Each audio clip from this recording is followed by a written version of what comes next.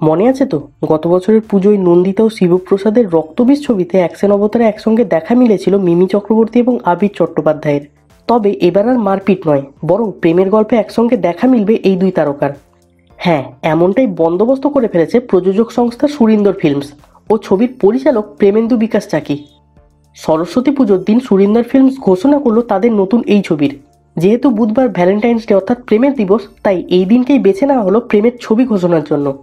এই ছবির নাম আলাপ।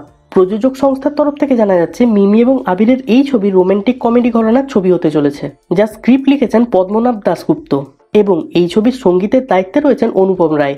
এই ছবিতে মিমি ও আবিরের পাশাপাশি দেখা মিলবে স্বস্তিকা দত্ত, তন্নি লাহারায় ও কিঞ্জল নন্দাকে। চলতি বছরেই মুক্তি পাবে মিমি ও আবিরের এই ছবি। প্রযোজক সংস্থা জানিয়েছে এই ছবির মধ্যে দিয়ে নাকি বহুদিন বাদে শুদ্ধ প্রেমের ছবির স্বাদ পাবে দর্শক। তবে বর্তমানে আবির ব্যস্ত রয়েছেন রাজ চক্রবর্তীর বাবলি ছবির শুটিংয়ে। এই ছবিতে প্রথমবারের মতো আবির জুটি পাচ্ছেন শুভশ্রীর সঙ্গে। তো বন্ধুরা, এই ছবির জন্য তোমরা কতটা এক্সাইটেড আছো কমেন্ট করে আমাকে অবশ্যই জানিও। তার সাথে টলিউডে নিত্য নতুন খবর পেতে আমাদের চ্যানেলটা সাবস্ক্রাইব করে দিও। তবে চলো, টাটা।